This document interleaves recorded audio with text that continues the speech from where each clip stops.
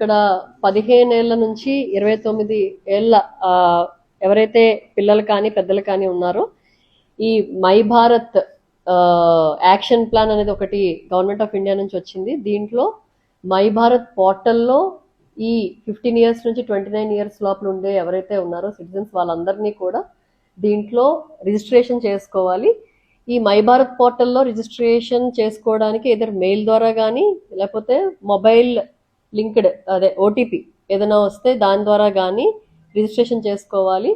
So ఇది రిజిస్ట్రేషన్కి సంబంధించి purpose మెయిన్గా ఏంటి అంటే దీంట్లో కెపాసిటీ బిల్డింగ్, స్కిల్ డెవలప్మెంట్, అలాగే వివిధ డిపార్ట్మెంట్స్లో ఉండే స్కీమ్స్ గురించి వీళ్ళకి ఏవైతే బెనిఫిట్స్ ఉండే అవకాశం ఉంటుంది, ఏదైతే ఆపర్చునిటీస్ ఉంటాయి వాటి గురించి తెలుసుకోవడము, అలాగే వికసిత్ భారత్ తర్వాత సేవా పక్వాడు స్వచ్ఛ భారత్ యాక్టివిటీస్ ఇవన్నిటిలోని కూడా కాంపిటీషన్స్లో కూడా పాల్గొనే అవకాశం ఉంటుంది. యూత్ పార్లమెంట్ కానీ అలాగే నేషనల్ యూత్ ఫెస్టివల్లో పార్టిసిపేట్ చేసే అవకాశం కూడా ఉంటుంది. కాబట్టి ఈ మై భారత్ పోర్టల్లో అందరూ యువత 15 నుంచి 29 ఏళ్ల లోపల ఉన్న వాళ్ళందరూ కూడా ఇమీడియట్గా రిజిస్ట్రేషన్ చేసుకోవాలని చెప్పి కోరుకుంటున్నాము. ఆగస్ట్ 15 వరకే టైం ఉందండి దీనికి.